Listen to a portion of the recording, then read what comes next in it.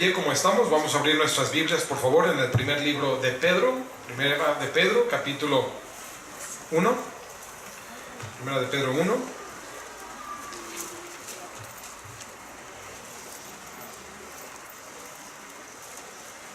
Vamos a leer versículos del 3 al 5, Primera de Pedro 1, del 3 al 5. Leo el versículo 3 y juntos el 4 y el 5. ¿Lo tiene?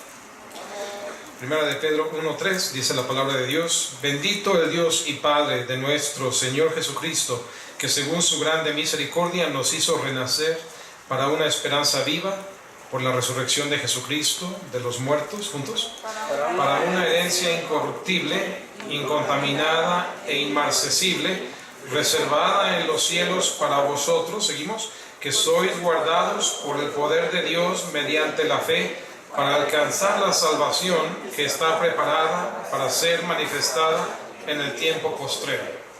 Vamos a orar. Padre, gracias Dios te damos por la bendita y eterna palabra, tu palabra, Señor. Gracias Dios que no solamente tenemos una copia de la palabra, más aún, Señor, tenemos al Dios de la palabra, tu presencia, no solo en medio de nosotros, Señor, como en la conferencia se meditó, tu promesa de estar en medio de aquellos que en el nombre de Jesús se reúnen, entre dos o tres, y más de dos o tres sabemos aquí, reunidos en el nombre de Jesús, Padre. Pero más aún, Señor, no solo entre, sino dentro de nosotros estás, Padre. Aquellos que hemos invocado tu nombre, que en ti hemos creído, Padre, porque tú te has manifestado a nosotros. Gracias, Dios. Ayúdanos a no tomar en poco, Señor, el que te podemos conocer. La vasta mayoría de más de 7.500 millones de habitantes en este planeta, Señor, no te conocen. Porque un grupito de personas aquí reunidos en esta ciudad de Cuernavaca, Señor, entre muchas otras, podemos conocerte, Señor. No somos mejores que nadie más.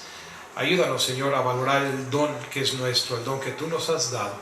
Háblanos, Señor, en esta hora de predicación. Glorifícate en ella, Padre. Te necesitamos. En el nombre de Cristo Jesús. Amén. Pueden tomar asiento, hermanos.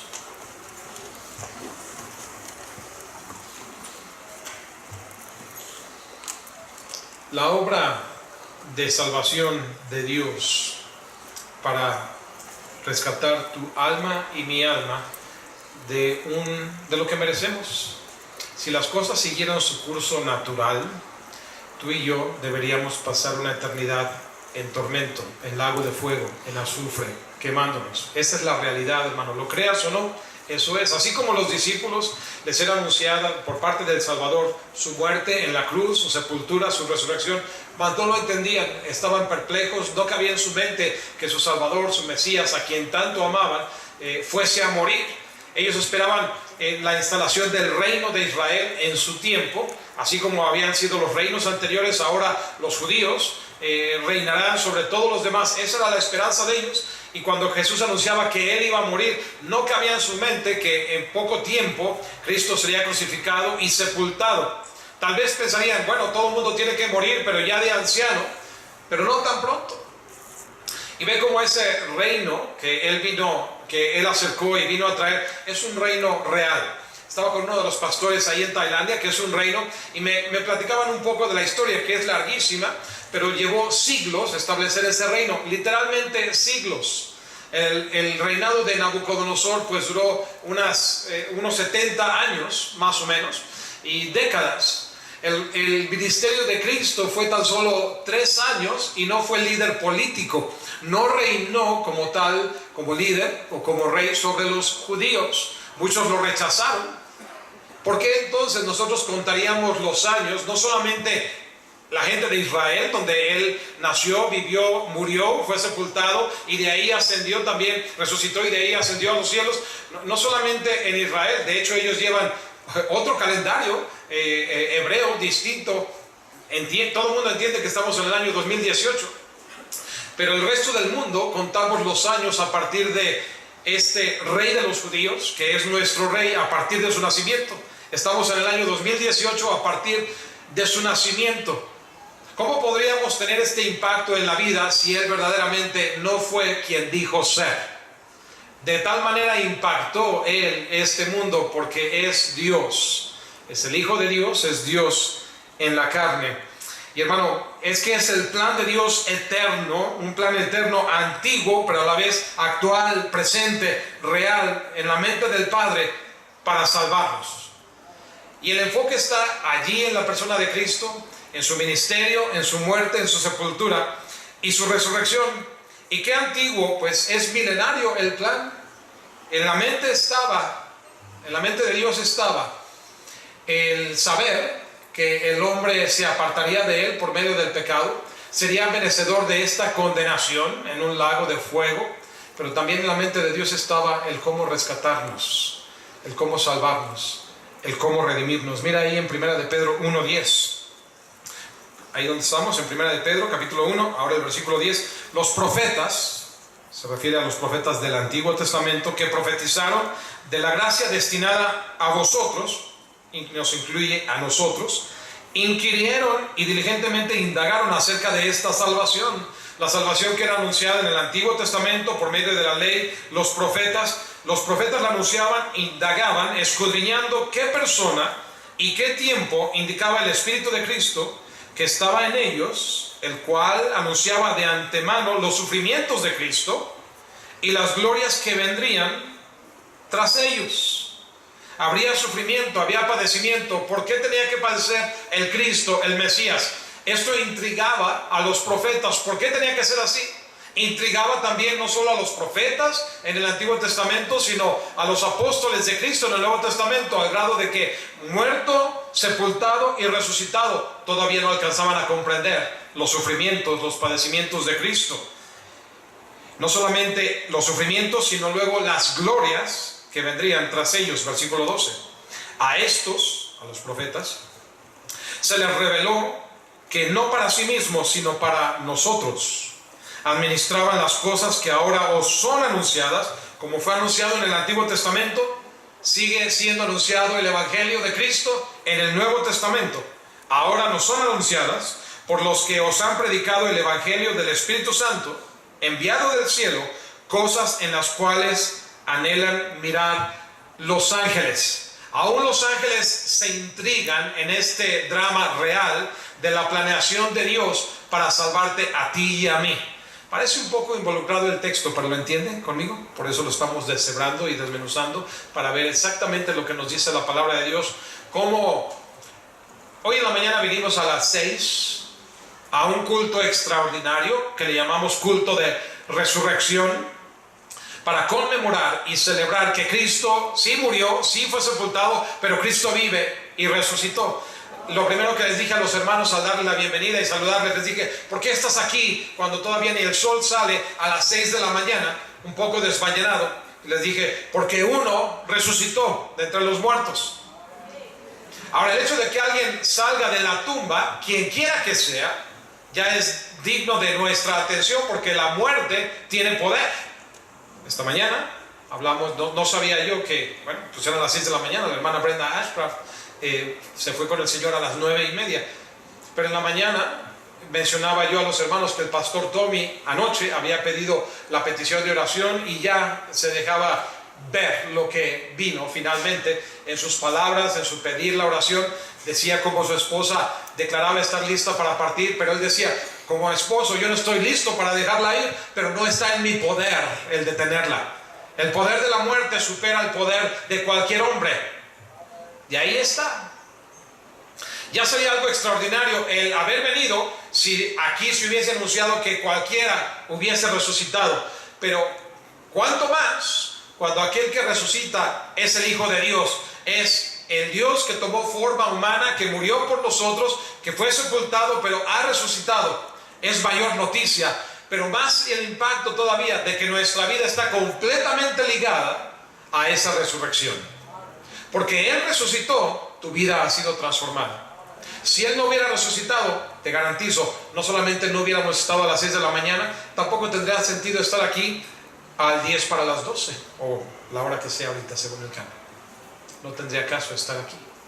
Pero su resurrección impacta nuestra vida, hermano. Ahí estaba el plan de Dios siendo anunciado desde la antigüedad. Los sufrimientos del Cristo en el plan de Dios que Él diseñó para transformar tu destino. En tiempo de Navidad le prediqué acerca del pesebre de Belén, no sé si recuerda, cómo Juan describe de Cristo, que si todas las obras que él hizo, no cabrían los libros en todo el mundo. Y yo les dije, hay cosas en la Biblia que uno lee y no entiende a la primera. La Biblia es veraz siempre. Y si uno no la entiende, uno es el que está mal, pero la Biblia es real. Pero esas eran una de las cosas que yo pensaba que la Biblia podía exagerar un poquito. No exagera, pero no lo tenía yo resuelto en mi mente años atrás. Pero entendí cómo aún allí en el pesebre de Belén, naciendo el Cristo, naciendo aquel pequeño bebé, ahí estaba también ya nuestra historia. Ahí estábamos ya nosotros en la mente de Dios, que este niño nacía para salvarnos. Como también estuvimos en la mente de Cristo en Juan 17, cuando Él está orando por los que en Él creyeron, más aún por los que habríamos de creer en Él al paso de los años. Estábamos en la mente de Cristo en Juan 17, estábamos en la mente de Cristo cuando Cristo nacía, estábamos en la mente de Cristo cuando Él estaba muriendo en la cruz, y lo cierto es que hemos estado eternamente en la mente de Dios, porque Él es aquel que conoce el final desde el principio. Él es el omnipotente, Él es el omnipresente y Él es el omnisciente que todo lo sabe. Y ahí estábamos, hermano, en presencia de la mente de Dios en la resurrección. Qué plan más maravilloso y qué esperanza viva, real, que nos habla aquí el versículo 3, primera de Pedro 1:3, dice: bendito el Dios y Padre de nuestro Señor Jesucristo, que según su grande misericordia nos hizo renacer. ¿Para qué, hermanos? Una esperanza viva. La esperanza que tenemos en Cristo no es aquella que dice, pues a ver qué pasa, espero. No, es una esperanza con la garantía de nuestra fe. ¿Qué es la fe? La certeza de lo que se espera. Es una certeza, es una convicción de lo que no se ve, es una seguridad. La esperanza va íntimamente ligada con la fe, en el sentido de que ya lo hemos creído, solamente lo estamos esperando, pero como viene de promesa de Dios, es tan seguro como si ya lo hubiéramos recibido. ¿Está conmigo? Así planeó Dios nuestra salvación. Por eso es una esperanza viva, un gozo que podemos tener en esta vida a pesar de los sufrimientos y aflicciones que padezcamos. Un cristiano que camina con Dios, que entiende la misericordia de Dios, la esperanza viva que tenemos en Dios, la vida nueva y la vida eterna que tenemos gracias a su resurrección, no hay nada, hermano, que te pueda robar del gozo del Señor. Puede venir sufrimiento, puede venir calamidad, puede venir muerte de un ser querido. No estoy con los Ashcraft ahorita, pero si les conozco, y aquí hay hermanos que les conocen bien, te aseguro que en medio de lágrimas hay un gozo en su corazón, porque saben que su esposa, su madre, su ser querido ahora descansa de tanto que ha sufrido en los últimos meses. Y si bien el pastor Tommy dice, es el amor de mi vida, por 51 años no la quisiera dejar ir, pero la amo de tal manera que sé que ella está mucho mejor ahora, y aunque me duela a mí, me gozo por ella, porque la amo más su bienestar de ella que lo que amo el tenerla a mi lado para mi satisfacción. Podemos tener un gozo gracias a la resurrección de Cristo por cómo impacta nuestra vida. Podemos ver que aún en las pruebas que nos vienen hay un propósito de parte de Dios. Y mira, hermano, así como nadie buscamos dolor por el placer del dolor, no somos masoquistas. Cristo hubiera deseado no tener que ir a la cruz, por eso oró: Padre, si es posible, pase de mí esta copa, este cáliz, la pasión de la cruz. Él no quería sufrir, pero dijo también: mas no se haga mi voluntad, sino la tuya. Y Hebreos nos dice que fue a la cruz con gozo. ¿Por qué con gozo? ¿Se goza uno de sufrir? Cuando entiendes el propósito de por qué sufres, sí. Una mujer puede entender esto, y la Biblia lo compara, que así es una madre cuando da a luz un hijo. Es un dolor, y una mujer entra prácticamente en las garras de la muerte, arriesgando su propia vida para dar a luz a un bebé, pero lo hace con gran gozo, porque un niño ha nacido. Y al rato olvida ese dolor. Y hay muchos que dirían: nunca más en ese momento. Pero ahí a los pocos meses, años, ahí están otra vez teniendo un siguiente bebé, por el gozo que es la vida de una persona. Así el gozo de Cristo por nosotros, y así el gozo también de nosotros encontrar propósito en las pruebas, en las tribulaciones, para obtener la gloria eterna que Él ha preparado para nosotros. Así que, hermano, este pasaje nos habla de la salvación que obtenemos, siendo resultado número uno de lo que ya leímos ahí, una grande misericordia de Dios. Esta misericordia resulta en una esperanza, una firme convicción de que tenemos vida y vida eterna. ¿Sabes qué costó esta pasión de Cristo? No solamente el sufrimiento del Hijo, pero el Padre mismo optar por ese Hijo amado, ese Hijo unigénito que tanto amó, un amor infalible, un amor eterno, un amor perfecto, y despojar a su Hijo de su gloria, despojarlo de su trono, hacerlo, humillarlo, hacerlo uno de nosotros. Y no termina ahí su humillación, ser humillado por una muerte vil, por una muerte de criminal, por una muerte de exponerlo desnudo en una cruz, para que aquellos mortales a quienes Él vino a salvar, dándose el lujo de rechazarlo, hicieran burla y escarnio de Él, le escupieran, le arrancaran la barba, le azotaran, le coronaran con espinas, hicieran un espectáculo de Él en lugar de creer en Él. ¿Te imaginas el dolor del padre? ¿Qué padre aquí hay que tú digas: yo estoy dispuesto a vender a mi hijo para sacar a mi enemigo de sus deudas? ¿Alguno lo haría aquí? Eso es exactamente lo que el Padre hizo por ti. Nosotros teníamos una deuda impagable y Él sacrificó a su Hijo a favor de nosotros. El amor del Padre por el Hijo es innegable, es eterno, es perfecto, es desbordante. Y en ese amor tú y yo, hermano, fuimos injertados en medio del Padre y del Hijo. Cuando Jesús en la cruz padeció y sufrió y dijo las palabras: Eloí, Eloí, lama sabactani, Dios mío, ¿por qué me has desamparado? Es el Padre dando la espalda al Hijo. ¿Sabes para qué? Para nosotros ser injertados allí en el amor que el Padre tuvo por el Hijo. Una obra del gran amor de Dios. Dios mostró su amor para con nosotros, ¿cómo? En que siendo enemigos de Él, siendo pecadores, sacrificó al Hijo, y su Hijo murió por nosotros, sufriendo el inocente por el culpable. Nos recibe en la condición en que estamos. La palabra de Dios nos dice en Efesios capítulo 2 versículo 1: Él os dio vida a vosotros cuando estabais muertos en vuestros delitos y pecados. Muertos, hermano, nos dio vida,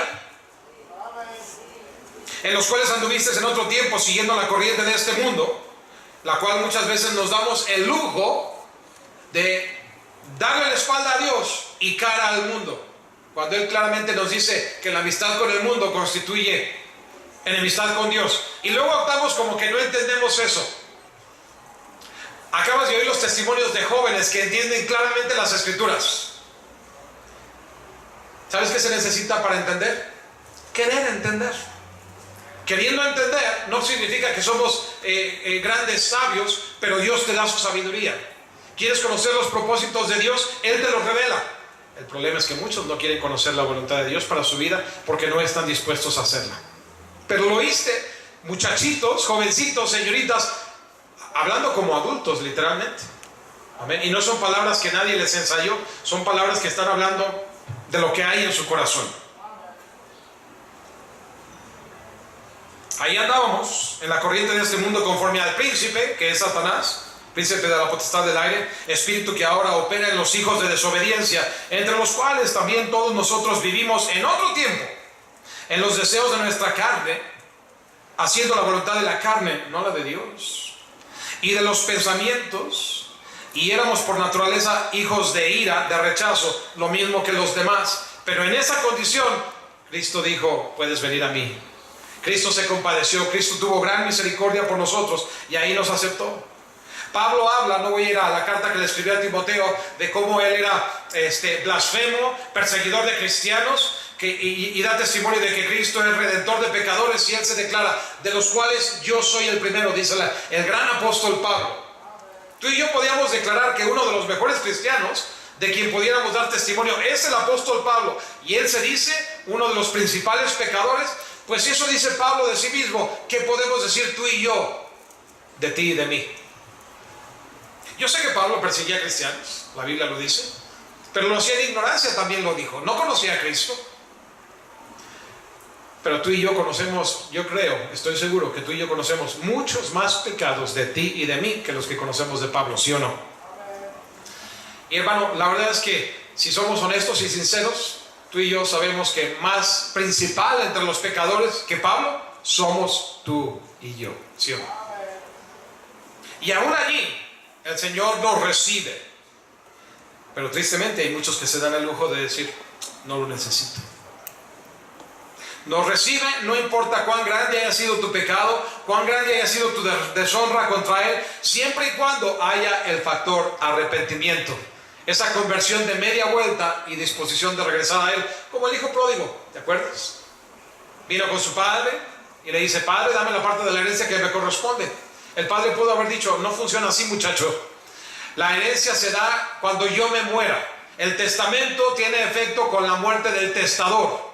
Yo todavía estoy vivo, la hacienda es mía y la parte de la herencia que te corresponde es cero, porque toda es mía. Pero no discutió así el padre con el hijo. Se la dio. Dijo, ok, te voy a heredar en vida.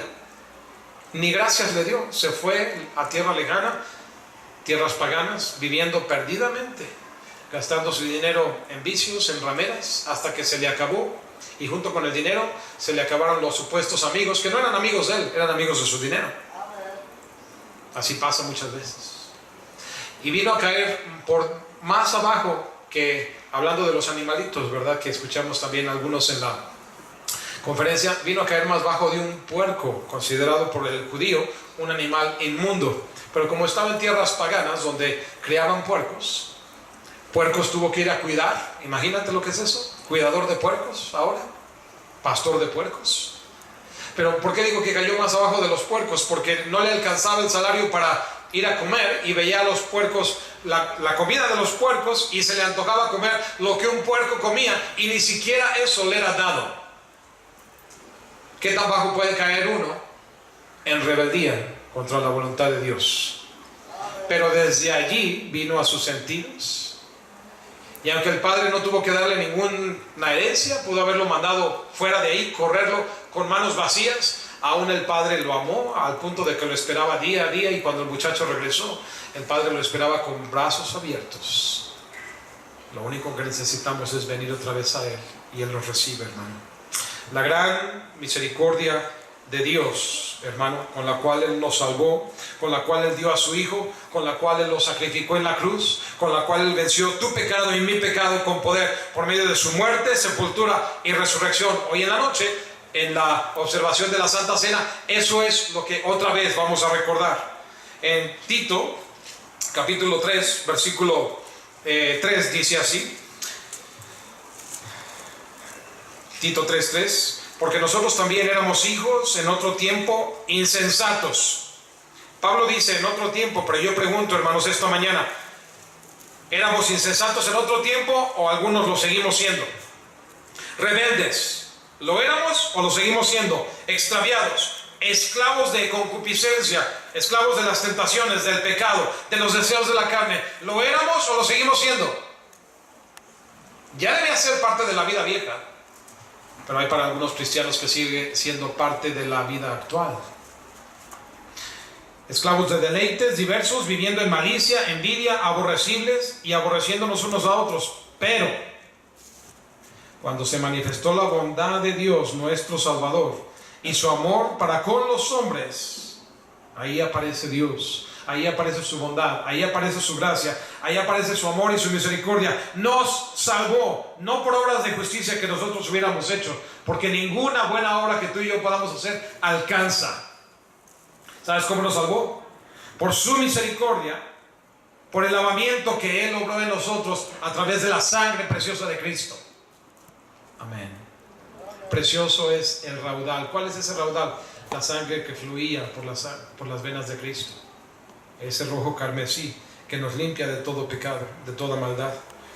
Y la renovación en el Espíritu Santo, una nueva mente, una nueva vida, un nuevo propósito. ¿Estás ahí, hermano? ¿O estamos en lo anterior? Los mismos muchachos, hermano, daban testimonio. No me diga que usted no entiende cuando los muchachos lo entienden claramente. ¿Por qué hablamos de otros países donde no hay respuesta, donde no hay avance, donde no hay crecimiento, donde un pastor me dice, una mega iglesia ya es una que tenga 100 miembros, 150 miembros? Porque la gente no responde, hermano. ¿Por qué no responden? Les cuesta trabajo entender, siendo un país budista y todo lo que conlleva, y son religiosos, creen en espíritus, pero son ultra supersticiosos. Y les cuesta. Hermano Abel Gallardo, que está en Tailandia, pero originalmente fue misionero es misionero a la India. Sin embargo, el país es más cerrado. Tailandia está abierto. Y hay ahí varios misioneros en Tailandia que fueron llamados a la India, pero por cuestiones de la migración, que a veces llegando te retachan, te sacan. Están ahí en Tailandia y tienen deseo de regresar y dicen, en la India puedes testificar de Cristo. ¿Y lo reciben? Sí, claro que lo reciben. Tienen miles y miles de dioses, uno más, uno menos, no les afecta. Pero cuando les dices, es solamente en Cristo y en ningún otro hay salvación, dice, ¿tú quieres que yo deje todos mis otros dioses por el tuyo? No, que va. Qué difícil les es romper con esas ataduras de idolatría del pasado. ¿Qué es aquello, hermano, que a ti y a mí también nos ata al pasado? Para que entendiendo, actuamos como si no entendiéramos. ¿Está conmigo? Oh, la misericordia y la gracia de nuestro amado Salvador, con la cual Él se sacrificó a sí mismo para que tú y yo tengamos salvación y vida eterna. Pero no solo eso, hermano. Por algo nos dejó aquí. Cristo fue sepultado, resucitó, ascendió al cielo porque dijo que iría a preparar lugar para nosotros y vendría de nuevo por nosotros. Está preparando lugar. Pero ¿por qué a nosotros no nos ha llevado con Él? ¿Será que el lugar no está completado? ¿Será que la maquinaria de construcción que Él está usando es obsoleta? No, hermano. Es porque tiene un propósito para ti y para mí en dejarnos aquí.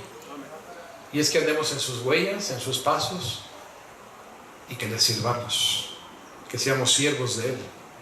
Nuestra salvación la ha obrado por medio de su misericordia, por medio de la resurrección, ahí donde comenzamos en 1 de Pedro, capítulo 1, versículo 3.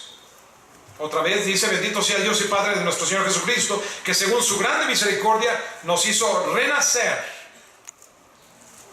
¿Has llegado alguna vez al punto en tu vida donde dices, ¿hay manera de que comencemos desde cero? Borrón y cuenta nueva. Quitar todo mi error, mi maldad, mi pecado. Sí. Cristo dice, lo podemos hacer. Y de una manera que solo Él lo puede hacer.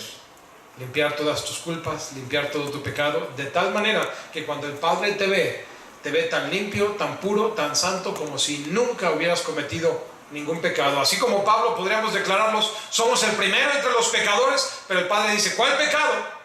Señor, tú sabes, sí, lo sabía, pero lo he olvidado, los he enterrado, esos pecados los he apartado de ti, y ahora eres tan limpio como la santidad misma que hay en Dios, quien es santo, santo, santo, 3 veces santo. Así de santo nos ve a nosotros, porque como nuestro pecado le fue imputado a Él y por medio de eso fue llevado a la cruz, así la justicia y santidad de Cristo nos es dada a nosotros también. Esa es la obra redentora de Él. Hemos sido lavados, hermano. Y así nos hace renacer para una esperanza viva por la resurrección de Jesucristo. Es importante y nos llamaría la atención saber, ¿alguien ha resucitado? Que llegase la noticia ahorita, que así como la hermana Brenda partió hoy a las 9:30, que hoy a las 9 de la noche dijeran, falsa alarma, vive la hermana Brenda. No lo esperamos. No hoy a las 9:30, a menos que Cristo venga. Porque los muertos en Cristo, y ella es una muerta en Cristo, resucitarán primero. Si Cristo viene hoy, la hermana Brenda va a llegar noticia que ella también resucitó. Pero si no viene, permanecerá como se encuentra en este momento. Y los arreglos funerarios seguirán. Pero te das cuenta el impacto, hermano, de la obra redentora de Cristo por el poder de su resurrección. Es obra del Padre, es obra del Hijo, es obra del Espíritu Santo. Aquel que levantó a Cristo de entre los muertos es el Espíritu Santo que mora en nosotros. Es Cristo que nos resucita y es en el poder del Padre, hermano, que seremos resucitados. Esa es la razón por la cual creemos para salvación. Dice el Evangelio de Juan, capítulo 11, versículo 25. Es el episodio de la muerte de Lázaro. Y Marta le había mandado llamar a las hermanas para que llegase mientras estaba enfermo y que no muriese. Finalmente llegó, y llegó tarde a propósito, con todo conocimiento de causa, porque él sabía exactamente cuál era su plan y lo que quería obrar, y dentro de ese plan estaba el dejar morir a Lázaro. No porque él sea malo, sino porque es amoroso y bueno. A lo mejor alguien no lo entendería, pero él no necesita ser entendido. Nosotros somos los que necesitamos entenderle a él. En Juan 11:25 dice, le dijo Jesús: yo soy la resurrección y la vida. El que cree en mí, aunque esté muerto, vivirá. Y todo aquel que vive y cree en mí, no morirá eternamente. Y le pregunta: ¿crees esto? Y ella, aunque su fe no era perfecta y aunque no lo entendía todo, sí era una mujer de fe. Marta le dijo: sí, Señor, yo he creído que tú eres ese Cristo, ese Mesías, ese Hijo de Dios que has venido al mundo, que has venido para salvarnos, que has venido para hacer la voluntad del Padre. Y en esa voluntad del Padre, hermano, Cristo fue a la cruz para salvarte a ti y a mí. Pero no solamente fue a la cruz. Cuando testifiques, hermano, y hables de la cruz de Cristo, qué importante es hablar de la muerte de Cristo. ¿Por qué? Porque alguien debe morir. La ley de Dios lo demanda. La paga del pecado es muerte. Alguien debe morir. Y en el plan de Dios, el inesperado a morir murió. El que debía esperarse que muriera éramos tú y yo, los pecadores. El inesperado era Cristo. Él murió, pero no quedó muerto. A los 3 días se levantó de entre los muertos. Tal vez Satanás y sus enemigos dirían: lo tenemos, lo atrapamos, lo borramos del mapa. El cambio y revolución de cosas que quiere hacer no es más, ya está muerto. Solo por 3 días, porque ha resucitado, ha vencido a la muerte, ha vencido a Satanás, ha vencido al pecado. Y así nosotros también vivimos nuevamente con Él. Somos salvos como resultado de su misericordia, que nos habla Pedro aquí, como resultado del poder de Dios y de la resurrección. Mira, en primera de Pedro, donde comenzamos, el capítulo 1, versículo 4, continúa diciendo, después de que nos habla de la esperanza viva, de la resurrección de Jesucristo de entre los muertos, dice: para una herencia incorruptible. ¿Sabes que cualquier herencia que alguien más te deje es corruptible? Lo primero de la herencia que pasa con la herencia que muchos reciben es ponerse a pelear entre los hijos, demandarse, casi matarse en algunos casos, odiarse porque te tocó más a ti que a mí, o a ver cómo te lo voy a quitar. ¿Sí o no? Esa no es herencia incorruptible, pero Él nos deja una herencia incorruptible, incontaminada, inmarcesible. Incorruptible porque no tiene nada de lo terrenal. Es una herencia que es fuera de este mundo. Es vida eterna. ¿La tienes, hermano? ¿Has creído en Él? ¿Sí está conmigo? Sé que algunos llegaron a las 6 de la mañana y ya está el calorcito y se me están durmiendo, hermano. Se necesita ponerse de pie, se necesita decirle a su vecino: pellízcame. Ya vamos a terminar, hermano.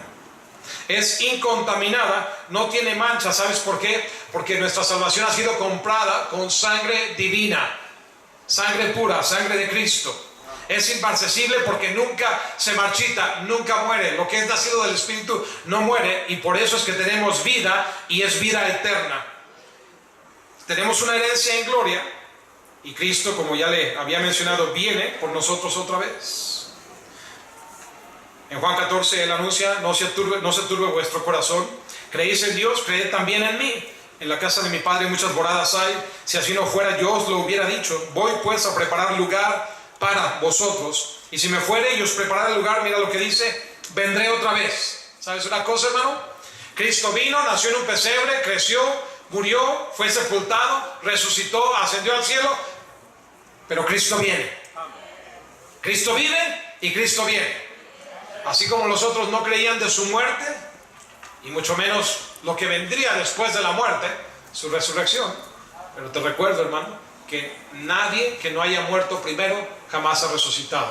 Para que la resurrección opere, es necesario morir primero. Cristo murió. Hay quienes dicen, no, la muerte es más poderosa de Cristo porque aún Cristo murió. No, Cristo optó voluntariamente a entregar su espíritu. La muerte no lo conquistó a Él conquistó la muerte. Y dice, si me fuere, vendré otra vez y os tomaré a mí mismo, para que donde yo estoy, vosotros también estéis. Cristo viene por nosotros, hermano. Una herencia reservada en Él, garantizada en Él, guardada en el poder de Dios. Ahí mismo, si está conmigo en Juan, el capítulo 10, donde Él habla de ser el buen pastor y nosotros sus ovejas. Dice así en el versículo 27 de Juan 10, mis ovejas oyen mi voz y yo las conozco y me siguen. Ustedes que estuvieron en la conferencia recordarán la ilustración del pastor Efraín cuando dijo, uno de sus muchachos de Tixla llegó molesto y enojado porque en la escuela le estaban haciendo bullying por ser cristiano y le llamaban borrego. Se me dicen borrego. ¿Por qué te dicen borrego? Pues porque soy cristiano y usted es mi pastor. Le dijo, pues está bien, hijo, eres borrego, yo soy tu pastor y tú eres oveja. Pero no me gusta que me digan eso. Y además me ponen zancadilla para hacerme caer y tropezar. Me molesta. Pasados los días, dice, llegó el mismo muchacho, la quijada temblándole, trabado ahí y temblando las manos. ¿Qué pasó?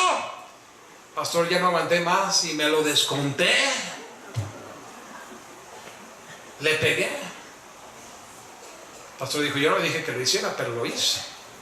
2, 3 días después pasaron. ¿Qué pasó, hijo? ¿Te agarraron en bolita o qué? Dice, no, pastor, ahora me respetan. Sigue siendo un borrego, pero es un borrego respetado y temido. Amén.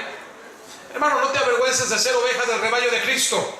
Él es nuestro buen pastor y nosotros ovejas de su rebaño. ¡Qué privilegio, hermano! Ser oveja de Cristo. Tener un buen pastor que su vida da y ha dado por nosotros. Un padre que ha dado al hijo y que juntamente con él no nos detiene nada, sino que nos da todas las cosas. Por eso este buen pastor dice, yo les doy vida eterna y no perecerán jamás, ni nadie las arrebatará de mi mano. Mi Padre que me las dio es mayor que todos y nadie las puede arrebatar de la mano de mi Padre. ¿Sabes qué es eso? Garantía de salvación. Por eso aquellos que piensan que la salvación se pierde, la salvación que pierdes es la tuya, porque la salvación que tienes de Cristo está garantizada por Él. Si tú la pierdes por tu pecado, entonces es salvación por obras. Pero si tú la tienes de Cristo, es una salvación garantizada que no se pierde, aunque nosotros seamos infieles. ¿Está conmigo? Así que, hermano, hay una esperanza viva, firme como la roca, y la roca es Cristo. Ahí está cimentada nuestra fe. No falla. En la mañana, a las 6 de la mañana, leí un poema, no sé cuántos de ustedes estuvieron ahí. Es de la hermana Tete Álvarez, pero vale la pena leerlo, sobre la crucifixión de Cristo. Ya vamos a terminar. Ya puede ponerse los zapatos. Ya nos vamos a ir ahorita. Pero aguante un poquito más. Escuche, hermoso poema. Un día lo crucificaron. Con prisas se preparó el cuerpo muerto y herido de mi amado Salvador. Los sacerdotes dijeron que le oyeron predecir que después del tercer día Jesús volvería a vivir. Una gran roca pusieron, le sellaron con temor, y soldados apostaron vigilando a mi Señor. Por fin lo hemos derrotado, pensaron con necedad, pues no creyeron que Cristo les dijera la verdad. Por 3 días lo celebraron, mas los suyos con temor lloraron y lamentaron la muerte del Salvador. Muy de mañana vinieron las mujeres para ver dónde es que habían colocado al amado de su ser. ¿Quién nos quitará la roca?, preguntaban con dolor, pues querían ungir el cuerpo de su bendito Señor. Mas al llegar a la tumba, un ángel les sorprendió. La roca ya había movido y un gran mensaje les dio. Esta tumba está vacía, el Señor resucitó. No está aquí a quien buscáis, pues la muerte ya venció. Ir contando a sus amados, alegrarle el corazón, dar las nuevas de gran gozo y de plena salvación. Este es el gran evangelio, las buenas nuevas de amor. Cristo murió por salvarnos y dar vida al pecador, mas la muerte en un instante con poder Él derrotó, pues resucitó triunfante para darnos salvación. Cristo vive y Cristo viene,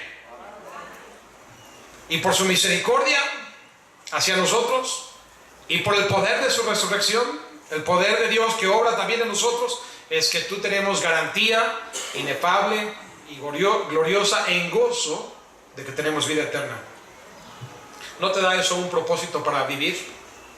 Gloria a Dios por el domingo de resurrección, pero no venimos a la iglesia nada más para contemplar el espectáculo de su muerte, sepultura y resurrección, como aquellos viles que se congregan en Iztapalapa y se retiran de ese espectáculo teatral igual que como llegaron, sin ningún cambio en sus vidas. De ahí se van a sus cervezas, de ahí se van a la misma concupiscencia del día anterior y del día que le sigue. Pero tú y yo, hermanos, sabemos que Cristo vive, que murió por ti y por mí, que nuestra vida y nuestro destino eterno está ligado a lo que pasó hace 2000 años. Sí en el Calvario, sí en la tumba, pero sobre todo fuera de la tumba. Sí, sabemos la imagen del Cristo crucificado, pero ¿sabes qué? No solamente no está crucificado, tampoco está en la tumba, está vacía. Cristo vive, Cristo viene. ¿Ya eres salvo? ¿Ya has puesto tu confianza en Él? Si no, enseguida vas a tener una oportunidad. Pero si tú ya eres salvo, a ti te pregunto, ¿eres siervo de Él? ¿Vives para Él? ¿Vives para honrarle? ¿Vives para glorificarle? ¿Vives para que Él tenga honra, gloria, dominio, adoración en tu corazón, en tu vida? Él es el Salvador de tu alma. Él es tu Redentor. Él es el que te cura de todos tus males. Él es el que te levantará un día de la tumba cuando Él venga. Él es el que te da vida eterna. Él es el que te ha hecho rey y sacerdote con Él. Él es aquel que cuando venga y establezca su reino, Él te dará posición, Él te dará recompensa, Él te dará galardón, para que vivas y reines con Él. ¿No merece Él nuestro todo? ¿No merece Él que le sirvamos? Hay una decisión que tomar. ¿Sabes por qué? Porque Cristo vive. Y porque Cristo viene. Padre Celestial, gracias Dios por el Evangelio, por la muerte, la sepultura, la resurrección. Sin darnos cuenta, día a día ese mensaje lo predicamos. Cuando nos retiramos al reposo, descansamos, nos acostamos, a la mañana siguiente nos levantamos. El sol igualmente sale, se pone, pero vuelve a salir. La naturaleza misma, en una y otra forma, predica la muerte, la sepultura, la resurrección de Cristo. Y aún así, cuántos miles de millones de moradores sobre este planeta se les escapa el mensaje de la obra del Salvador. Contamos los años a partir de su nacimiento. Un rey que no le tomó los siglos que otros toman para establecer un reino, o ni siquiera décadas, tan solo 3 años, y ni siquiera gobernó sobre los de su propia nación. A lo suyo vino y los suyos, dice la Biblia, no le recibieron, lo rechazaron. Pero aún así, contamos las fechas y los años en base al nacimiento del Salvador, para que todo el mundo se pregunte, ¿quién es aquel que impactó de tal forma el mundo? Que hasta los años contamos en base a Él. Solamente alguien que es superior a la humanidad pudo haber impactado este mundo de esa manera. Y así es. Cristo es Dios. Cristo es el Salvador del mundo. Señor, aviva nuestra fe en esta mañana. Así como los muchachos han dado testimonio de lo que ellos deben hacer por lo que Cristo obró en sus vidas, así guíanos, Señor. Nosotros no quedarnos como tantos otros moradores, tantos otros pueblos y naciones que se quedan sin entender, se quedan sin responder.